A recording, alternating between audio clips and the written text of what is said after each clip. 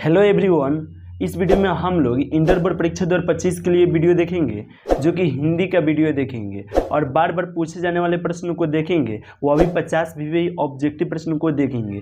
अगर इस वीडियो को आप देख लेते हैं तो इसी वीडियो में से बहुत ऐसा ऑब्जेक्टिव प्रश्न सीधे आपको इंटर बोर्ड परीक्षा 2025 में देखने को मिलेगा। इसलिए इस वीडियो को देख के सभी प्रश्नों को याद कर लीजिएगा। तो चलिए हम लोग सीधे प्रश्न को देखते हैं। देखिए, एक नंबर जो प्रश्न है, यह प्रश्न कर रहा है बालकृष्ण भट्ट किस युग के निबंधकार है। तो आप याद रखिएगा, बालकृष्ण भट्ट जी जो है वह भारतेंदु युग के निबंधकार है। इसलिए राइट आंसर जो होगा वह ऑप्शन बी हो जाएगा, भारतेंदु युग के। अगर यहीं पे पूछा जाएगा कि बालकृष्ण भट्ट का जन्म कब हुआ था, तो आप याद रखिएगा 23 जून 1844 को हुआ था। अगर पूछा जाएगा कि बालकृष्ण भट्ट का जन्म कब हुआ था, तो आप याद रखिएगा साथ में 23 जून 1844 को। ठीक है, चलिए नेक्स्ट प्रश्न को देखते हैं, यानी कि 2 नंबर प्रश्न को देखते हैं। यह प्रश्न क्या है, दमयंती स्वयंवर किस लेखक की रचना है। यानी कि यह प्रश्न बहुत ही महत्वपूर्ण प्रश्न है और पूछा जा रहा है दमयंती स्वयंवर किस लेखक की रचना है, तो यह बालकृष्ण भट्ट जी का है। इसलिए राइट आंसर जो होगा वह ऑप्शन सी हो जाएगा। और आप एक और प्रश्न साथ में याद रखिएगा, बालकृष्ण भट्ट जी जो है वह बातचीत पाठ के लेखक है। किस पाठ के लेखक है, बातचीत पाठ के लेखक के हैं, तो बालकृष्ण भट्ट जी हैं। आप साथ में यह भी याद रखिएगा। और चंद्रहास शर्मा जो गुलेरी यहाँ पे दिखाई दे रहा है, या उसने कहा था पाठ के लेखक है। आप साथ में यह भी याद रखिएगा। चलिए 3 नंबर प्रश्न को देखते हैं। और 3 नंबर प्रश्न क्या है, बालकृष्ण भट्ट का जन्म हुआ था। अभी ना बताया आपको, बालकृष्ण भट्ट का जन्म 23 जून 1844 को हुआ था। इसलिए राइट आंसर क्या हो जाएगा, ऑप्शन बी हो जाएगा। चलिए नेक्स्ट प्रश्न की बात करते हैं, यानी कि 4 नंबर प्रश्न को देखते हैं। और 4 नंबर प्रश्न क्या है, वाद विवाद संवाद क्या है। तो आप याद रखिएगा आलोचनात्मक निबंध की पुस्तक है। इसलिए राइट आंसर जो होगा वो ऑप्शन ए हो जाएगा, आलोचनात्मक निबंध की पुस्तक है। चलिए नेक्स्ट प्रश्न को देखते हैं, यानी कि 5 नंबर प्रश्न को देखते हैं। यह प्रश्न क्या है, बातचीत शीर्षक निबंध के निबंधकार है। यानी कि बातचीत शीर्षक निबंध के निबंधकार इसमें क्या है, तो बालकृष्ण भट्ट जी है। इसलिए राइट आंसर जो होगा वह ऑप्शन डी हो जाएगा। और साथ में आप याद रखिएगा नामवर सिंह जो है वह प्रगीत और समाज पाठ के लेखक है। प्रगीत और समाज पाठ के लेखक के तो नामवर सिंह है, आप याद रखिएगा। और सिपाही की माँ पाठ के लेखक जो है वो मोहन राकेश जी है। आप यह भी साथ में याद रखिएगा। चलिए 6 नंबर प्रश्न को अब हम लोग देखते हैं। यह प्रश्न क्या है, बालकृष्ण भट्ट ने हिंदी प्रदीप नामक मासिक पत्रिका निकालना कब प्रारंभ किए थे, तो 1877 में प्रारंभ किए थे। इसलिए राइट आंसर जो होगा वो ऑप्शन ए हो जाएगा। चलिए 7 नंबर प्रश्न की बात करते हैं। यह प्रश्न क्या है, बालकृष्ण भट्ट के पिता पेशे से क्या थे, चिकित्सक थे या व्यापारी थे या शिक्षक थे या समाज सेवी थे। तो आप याद रखिएगा व्यापारी थे। इसलिए राइट आंसर जो होगा वो ऑप्शन बी हो जाएगा। आइए 8 नंबर प्रश्न को देखते हैं। और देखिए इसमें से जो भी प्रश्न आपको मालूम है तो आप कमेंट करके आंसर देते रहिए। मान लीजिए 8 का हो रहा है ए, तो ए कमेंट कीजिए, या बी हो रहा है तो बी कमेंट कीजिए, या सी हो रहा है सी कमेंट कीजिए। और इसका पीडीएफ आप पीडीएफ देखिए, हम चैप्टर बाई चैप्टर बहुत अच्छे से बुकलेट बना दिए है। 1-2 दिन में ग्रुप में डाल देंगे। आप ग्रुप नंबर यहाँ पे शो कर रहा है, इस नंबर पर आप अगर 1-2 दिन बाद वीडियो देख रहे हैं तो इस नंबर पर आप मैसेज कीजिए, हम आपके पास बिल्कुल फ्री में भेज देंगे। 1 भी रुपया नहीं लेंगे, ऑल चैप्टर का भेज देंगे, ऑब्जेक्टिव प्लस सब्जेक्टिव समरी सब भेज देंगे। यह प्रश्न को देखते हैं। यह प्रश्न क्या है, हिंदी कहानी के विकास में मिल के पत्थर कौन सी कहानी मानी जाती है, तो उसने कहा था कहानी मानी जाती है। इसलिए राइट आंसर जो होगा वो ऑप्शन ए हो जाएगा, उसने कहा था कहानी मानी जाती है। चलिए नेक्स्ट प्रश्न को देखते हैं, यानी कि 9 नंबर प्रश्न को देखते हैं। यह प्रश्न क्या है, तेरी कुटमाई हो गई का किस कहानी से संबंध है। यानी कि तेरी कुटमाई हो गई का किस कहानी से संबंध है, तो आप याद रखिएगा उसने कहा था कहानी से संबंध है। इसलिए राइट आंसर जो होगा वो ऑप्शन बी हो जाएगा। आप याद रखिए ना, उसने कहा था पाठ के लेखक के हैं, तो आपको बताया है कि चंद्रहास शर्मा गुलेरी जी है। आप साथ में यह भी याद रखिएगा। और रोज पाठ के लेखक अगर पूछ देगा के है तो अज्ञेय जी है, आप याद रखिएगा। अज्ञेय रोज पाठ के लेखक के हैं तो अज्ञेय जी है, आप याद रखिएगा। और जूठन पाठ के लेखक जो है वो ओम प्रकाश वाल्मीकि जी, आप साथ में याद रखिएगा। चलिए नेक्स्ट प्रश्न की बात करते हैं, यानी कि 10 नंबर प्रश्न को देखते हैं। यह प्रश्न क्या है, बिना फेरे घोड़ा बिगड़ता है और बिना लड़े सिपाही, यह पंक्ति जो है वह किस कहानी में है। यानी बिना लड़े घोड़ा बिगड़ता है और बिना लड़े सिपाही, यह जो पंक्ति है वह किस पाठ में है, तो उसने कहा था पाठ में है। इसलिए राइट आंसर जो होगा वो ऑप्शन सी हो जाएगा, उसने कहा था पाठ में है। आइए 11 नंबर प्रश्न की बात करते हैं। और 11 नंबर प्रश्न जो है यह प्रश्न करा है बुद्धू का कांटा रचना है, यानी कि बुद्धू का कांटा जो रचना है वह किनका है? तो आप याद रखिएगा चंद्रहास शर्मा गुलेरी जी का है। और चंद्रहास शर्मा गुलेरी जी किस पाठ के लेखक है? तो उसने कहा था पाठ के लेखक है, आप साथ में याद रखिएगा। चलिए 12 नंबर प्रश्न की बात करते हैं। और 12 नंबर प्रश्न करा है चंद्रहास शर्मा गुलेरी किस शताब्दी के प्रमुख लेखक थे? तो 20वीं शताब्दी के प्रमुख लेखक थे, जो कि राइट आंसर ऑप्शन डी हो जाएगा। और उसने कहा था पाठ से यह प्रश्न को लिया गया है। चलिए 13 नंबर प्रश्न की बात करते हैं। यह प्रश्न कराया गुलेरी जी ने कुल कितनी कहानियां लिखी थी? तो गुलेरी जी ने कुल 3 कहानी लिखे थे। कितना कहानी लिखे थे? तो 3 कहानी लिखे थे। इसलिए राइट आंसर जो होगा वो ऑप्शन क्या हो जाएगा? बी हो जाएगा। किसी हो जाएगा? तो सी हो जाएगा। चलिए नेक्स्ट प्रश्न की बात करते हैं। और देखिए 3 जो कहानी लिखे थे ये कौन कौन लिखे थे? आप साथ में याद रखिएगा। 3 जो कहानी लिखे थे, एक का नाम था सुखमय जीवन, एक का नाम क्या था? सुखमय जीवन, 2 का नाम का था बुद्धू का कांटा, और 3 का नाम था उसने कहा था। आप साथ में याद रखिएगा। और जो सुखमय जीवन जो है वो 1915 में प्रकाशित हुआ था। कब प्रकाशित हुआ था? 1915 में। आप साथ में याद रखिएगा। उसने कहा था कहानी जो है वो 1915 में प्रकाशित हुआ था। कब? 1915 में। और ये 1911 में प्रकाशित हुआ था। सुखमय जीवन और बुद्धू का कांटा 1911 में प्रकाशित हुआ था। आप साथ में याद रखिएगा। चलिए नेक्स्ट प्रश्न की बात करते हैं, यानी कि 14 नंबर प्रश्न को देखते हैं। और यह प्रश्न क्या है? उसने कहा था कहानी का नायक है, यानी कि उसने कहा था कहानी का जो नायक है वो कौन है? तो लहाना सिंह है। इसलिए राइट आंसर जो होगा वो ऑप्शन ए हो जाएगा, लहाना सिंह है। देखिए 15 नंबर प्रश्न की बात करते हैं। निम्न में से कौन सी रचना गुलेरी जी की नहीं है? यानी कि इनमें कौन ऐसा रचना है जो गुलेरी जी का नहीं है? अभी बताया सुखमय जीवन जो है वह चंद्रहास शर्मा गुलेरी जी का है, तो ये नहीं होगा। बुद्धू का कांटा भी चंद्रहास शर्मा गुलेरी जी का है, यह भी नहीं होगा। उसने कहा था भी चंद्रहास शर्मा गुलेरी जी का, यह भी नहीं होगा। हारे को हरिनाम जो है चंद्रहास शर्मा गुलेरी जी का नहीं है, इसलिए राइट आंसर ऑप्शन डी हो जाएगा। और देखिए आपको हम अभी बताया कि सुखमय जीवन अगर पूछेगा कब प्रकाशित हुआ था, तो 1911 में प्रकाशित हुआ था। बुद्धू का कांटा भी 1911 में प्रकाशित हुआ था, लेकिन उसने कहा था जो है यह 1915 में प्रकाशित हुआ था। आप साथ में याद रखिएगा। चलिए 16 नंबर प्रश्न की बात करते हैं। और 16 नंबर प्रश्न को देखते हैं। यह प्रश्न क्या कर है? उसने कहा था कहानी क्या है? यानी कि उसने कहा था कहानी क्या है? तो युद्ध की कहानी है, दिव्य प्रेम की कहानी है, और प्रेम पर बलिदान होने की कहानी है। इसलिए राइट आंसर इनमें से सभी हो जाएगा। राइट आंसर क्या हो जाएगा? इनमें से सभी, तो ऑप्शन डी हो जाएगा।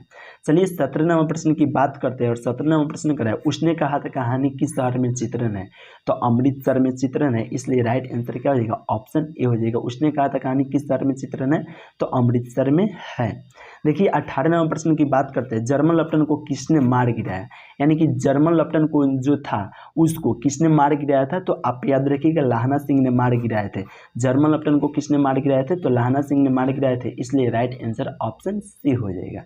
आइए 19 नंबर प्रश्न की बात करते हैं। यह प्रश्न करें उसने कहा था कहानी के कहानीकार कौन है? तो उसी समय से बता रहे चंद्रहास शर्मा गुलेरी जी है। इसलिए राइट आंसर जो होगा वो ऑप्शन सी हो जाएगा, चंद्रहास शर्मा गुलेरी जी है। आइए 20 नंबर प्रश्न की बात करते हैं। यह प्रश्न कर रहा है लहाना सिंह किस कहानी का पात्र है? तो लहाना सिंह जो है वह उसने कहा था कहानी का पात्र है। इसलिए राइट आंसर जो होगा वह ऑप्शन डी हो जाएगा। चलिए नेक्स्ट प्रश्न की बात करते हैं, यानी कि 21 नंबर प्रश्न को देखते हैं। और 21 नंबर जो प्रश्न है यह प्रश्न कर रहा है दलविहीन लोकतंत्र किसके मूल उद्देश्यों में है? तो आप याद रखिएगा मार्क्सवाद तथा लेनिनवाद के मूल उद्देश्यों में है। इसलिए राइट आंसर जो होगा वह ऑप्शन बी हो जाएगा। चलिए 22 नंबर प्रश्न को देखते हैं। 22 नंबर प्रश्न क्या है? जयप्रकाश नारायण के स्वास्थ्य पर निगरानी रखने वाले डॉक्टर का नाम क्या था? तो डॉक्टर रहमान नाम था। इसलिए राइट आंसर जो होगा वह ऑप्शन ए हो जाएगा, डॉक्टर रहमान नाम था। 23 नंबर प्रश्न की बात करते हैं। यह प्रश्न क्या है? किसे लोकनायक के नाम से जाना जाता है?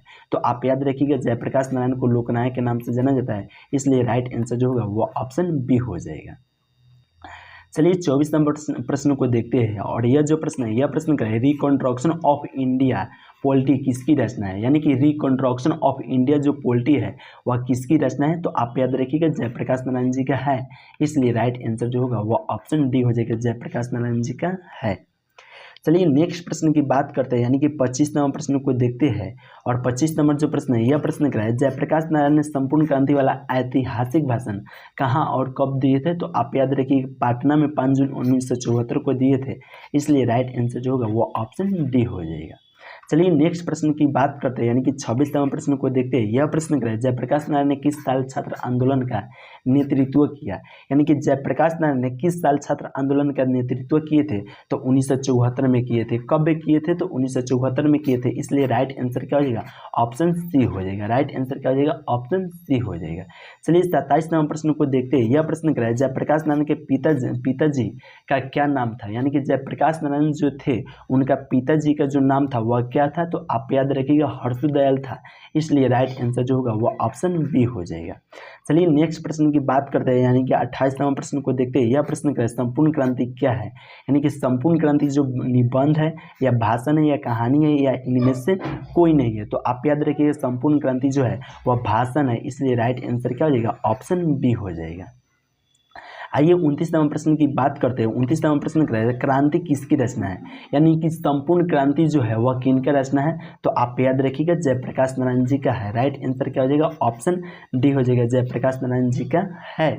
चलिए 30वां प्रश्न को देखते हैं। और 30 नंबर जो प्रश्न है, यह प्रश्न क्या है, संपूर्ण क्रांति पाठ में दिया गया भाषण किनका है? यानी कि संपूर्ण क्रांति पाठ में दिया गया भाषण जो है वह किनका है? तो जयप्रकाश नारायण जी का है। इसलिए राइट आंसर जो होगा वह ऑप्शन ए हो जाएगा। चलिए 31वां प्रश्न की बात करते हैं। और 31 नंबर जो प्रश्न है, यह प्रश्न क्या है, जयप्रकाश नारायण का जन्म कहाँ हुआ था? तो सीताब दियारे में हुआ था। जयप्रकाश नारायण का जन्म कहाँ हुआ था? तो सीताब दियारे में हुआ था। इसलिए राइट आंसर जो होगा वो ऑप्शन बी हो जाएगा। चलिए 32वां प्रश्न को देखते हैं। यह प्रश्न क्या है, नारी और नर एक ही द्रव्य की ढली दो प्रतिमाएं हैं। यह पंक्ति किस शीर्षक पाठ से लिया गया है? तो आप याद रखिएगा अर्धनारीश्वर पाठ से। कहाँ है, किस पाठ से लिया गया? यह प्रश्न किस पाठ से लिया गया? तो अर्धनारीश्वर पाठ से लिया गया है। इसलिए राइट आंसर क्या हो जाएगा? ऑप्शन सी हो जाएगा। और सिपाही की माँ पाठ के लेखक के हैं तो आपको बताया कि मोहन राकेश जी है। आप साथ में याद रखिएगा मोहन राकेश जी है। मोहन राकेश जी किस पाठ के लेखक है? तो सिपाही की माँ पाठ के लेखक है। प्रगीत और समाज के पाठ के लेखक है तो नामवर सिंह है। आपको पहले ही बता दिया, आप साथ में यह भी प्रश्न को याद रखिएगा।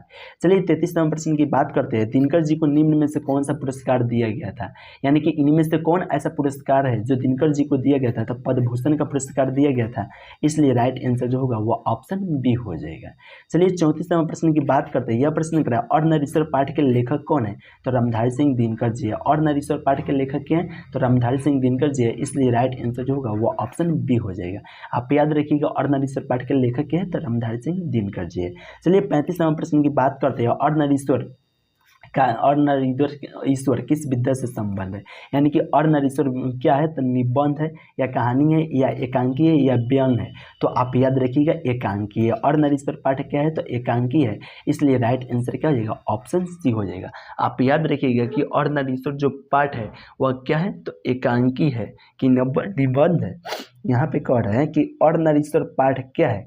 तो अर्धनारीश्वर जो पाठ होता है वह निबंध होता है। इसलिए देखिए इस पर डाउट है। देखिए आप लोग कमेंट करके बताइए अर्धनारीश्वर पाठ क्या है? तो निबंध होना चाहिए, लेकिन आप लोग कमेंट करके बताइए राइट आंसर क्या हो जाएगा? ऑप्शन ए हो जाएगा। आप लोग कमेंट करके बताइएगा 35 का राइट आंसर क्या हो जाएगा? यहीं पे नहीं निबंध होगा, लेकिन आप भी फिर भी कमेंट करके बताइएगा। चलिए हम लोग नेक्स्ट प्रश्न को बात करते हैं, यानी कि 36वां प्रश्न को देखते हैं। यह प्रश्न क्या है, दिनकर जी को किस कृति पर भारतीय ज्ञानपीठ पुरस्कार प्राप्त हुआ था? तो आप याद रखिएगा उर्वशी पर हुआ था। इसलिए राइट आंसर क्या हो जाएगा? ऑप्शन बी हो जाएगा, उर्वशी पर हुआ था। चलिए नेक्स्ट प्रश्न को देखते हैं, यानी कि 37वां प्रश्न को देखते हैं। यह प्रश्न क्या है, युद्ध और शांति की समस्या पर लिखी गई काव्य कृति कौन है? तो कुरुक्षेत्र है। इसलिए राइट आंसर क्या हो जाएगा? ऑप्शन बी हो जाएगा, कुरुक्षेत्र है। चलिए 38वां प्रश्न को देखते हैं। यह प्रश्न जो है कौन है, अर्धनारीश्वर कल्पित रूप है तो शिव और पार्वती का है। अर्धनारीश्वर कल्पित रूप किसका है? तो शिव और पार्वती का है। इसलिए राइट आंसर जो होगा वह ऑप्शन ए हो जाएगा। चलिए 39वां प्रश्न की बात करते हैं। यह प्रश्न क्या है, अर्धनारीश्वर में किस गुण का समन्वय है? तो नारी और पुरुष दोनों का है। तो नारी और पुरुष दोनों का कहाँ दिया है? ऑप्शन सी में दिया है। इसलिए राइट आंसर क्या हो जाएगा? ऑप्शन सी हो जाएगा। चलिए नेक्स्ट प्रश्न की बात करते हैं, यानी कि 40वां प्रश्न को देखते हैं। यह प्रश्न क्या है, बुद्ध और महावीर ने नारियों को कौन सा अधिकार दिया था? तो भिक्षुणी होने का अधिकार दिया था। इसलिए राइट आंसर जो होगा वह ऑप्शन बी हो जाएगा। किसका अधिकार दिया था? भिक्षुणी होने का। चलिए 41वां प्रश्न की बात करते हैं। यह प्रश्न कर रहा है अर्धनारीश्वर कल्पित रूप है तो शिव और पार्वती का है। अर्धनारीश्वर कल्पित रूप किसका है? तो शिव और पार्वती का है। इसलिए राइट आंसर जो होगा वह ऑप्शन ए हो जाएगा। चलिए 42वां प्रश्न की बात करते हैं। यह प्रश्न कर रहा है रोज शीर्षक कहानी में किसने पूछा तुम कुछ पढ़ती लिखती हो नहीं हो? यानी कि रोज तीसरा कहानी में किसने पूछा कि तुम कुछ पढ़ते लिखती नहीं हो, तो लेखक ने पूछे थे, इसलिए राइट आंसर जो होगा वह ऑप्शन ए हो जाएगा। चलिए 43 नंबर प्रश्न की बात करते हैं। यह प्रश्न करें अज्ञेय जी की माँ का नाम क्या है, तो बयान्ती देवी है। अज्ञेय जी की माँ का नाम क्या है, तो बयान्ती देवी है, इसलिए राइट आंसर जो होगा वह ऑप्शन बी हो जाएगा। चलिए 44 नंबर प्रश्न की बात करते हैं। यह जो 44 नंबर प्रश्न है, बचपन में खेलने के लिए सच्चिदानंद हिरानंद वात्स्यायन अज्ञेय ने कौन सा नाटक लिखा था, तो आप याद रखिएगा इंद्र सभा लिखे थे। कौन सा नाटक लिखे थे, तो इंद्र सभा लिखे थे, इसलिए राइट आंसर जो होगा वह ऑप्शन सी हो जाएगा। चलिए 45 नंबर प्रश्न को देखते हैं, और 45 नंबर जो प्रश्न है यह बहुत ही महत्वपूर्ण प्रश्न है। यह प्रश्न क्या है, रोज जैसे कहानी में मालती मिट्टी का बर्तन गर्म पानी से क्यों धो रही थी, तो दही जमाने के लिए धो रही थी, इसलिए राइट आंसर जो होगा वह ऑप्शन डी हो जाएगा, दही जमाने के लिए धो रही थे। चलिए 46 नंबर प्रश्न की बात करते हैं। निम्न में से किस कहानी में गैंग्रीन का उल्लेख है, तो उसने कहा था कहानी में गैंग्रीन का यह प्रश्न पूछ रहा है कि निम्न में से किस कहानी में गैंग्रीन का उल्लेख है, तो रोज कहानी में है, इसलिए राइट आंसर क्या हो जाएगा, ऑप्शन बी हो जाएगा, क्योंकि रोज पाठ के लेखक क्या है, अज्ञेय जी है। आपको पहले ही हम बताए रोज पाठ के लेखक क्या है, तो अज्ञेय जी है, और इसमें गैंग्रीन का उल्लेख किनका है, तो रोज पाठ में हुआ है। चलिए हम लोग 47 नंबर प्रश्न को देखते हैं, और 47 नंबर प्रश्न करें अज्ञेय जी का जन्म कहाँ हुआ था, तो कश्यप कुशीनगर उत्तर प्रदेश में हुआ था। किनका जन्म, तो अज्ञेय जी का। राइट आंसर क्या हो जाएगा, ऑप्शन डी हो जाएगा। अज्ञेय जी किस पाठ के लेखक है, तो आप अभी ना बताए रोज पाठ के लेखक है अज्ञेय जी। चलिए 48 नंबर प्रश्न की बात करते हैं। यह प्रश्न करें तारसपत्र का संपादक कौन है, तो यानी कि तारसपत्र का संपादक जो पूछा रहा है वह कौन है, तो आप याद रखिएगा सच्चिदानंद हिरानंद वात्स्यायन अज्ञेय जी है, इसलिए राइट आंसर जो होगा वो ऑप्शन डी हो जाएगा। राइट आंसर क्या हो जाएगा, ऑप्शन डी हो जाएगा। चलिए 49 नंबर प्रश्न की बात करते हैं। यह प्रश्न करें अज्ञेय यहाँ पे होना चाहिए, अज्ञेय जी का जन्म हुआ था, यानी कि अज्ञेय जी का जन्म कब हुआ था, तो 7 मार्च 1911 को हुआ था, इसलिए राइट आंसर क्या हो जाएगा, ऑप्शन ए हो जाएगा, 7 मार्च 1911 को हुआ था। चलिए 50 नंबर प्रश्न को देखते हैं। अज्ञेय जी का पिता का नाम क्या था, तो डॉक्टर हीरानंद शास्त्री था। अज्ञेय जी के पिताजी का नाम क्या था, तो डॉक्टर हीरानंद शास्त्री था, इसलिए राइट आंसर जो होगा वह ऑप्शन बी हो जाएगा। दोस्तों हम आपको बोले थे कि इस वीडियो में हम लोग 50 ही ऑब्जेक्टिव प्रश्नों को देखेंगे, और यह कमेंट वर्क है, यानी कि कमेंट करके आप इसका आंसर दीजिए। कर शेखर एक जीवनी किस विद्या की कृति है, निबंध का है, या आलोचना का है, या उपन्यास का है, या जीवनी के है। आप क्वेश्चन लिख दीजिएगा, ऑप्शन ए होगा तो ए, या बी होगा तो बी, या ऑप्शन सी होगा सी, या ऑप्शन डी होगा, जो होगा वह लिख दीजिएगा और कमेंट करके आप बता दीजिएगा, तो हम आपको जानेंगे कि हाँ आप अच्छा से इस क्लास को पढ़े। और यहाँ पे व्हाट्सअप नंबर जो शो कर है 73 685 601, इस पर आप मैसेज कीजिएगा, तो हम आपके पास बिल्कुल फ्री में इसका PDF भेज देंगे, सब्जेक्टिव ऑब्जेक्टिव पूरा PDF हिंदी का भेज देंगे, तो आप लोग जरूर इस नंबर पर मैसेज कीजिएगा। तो चलिए दोस्तों यहीं पे वीडियो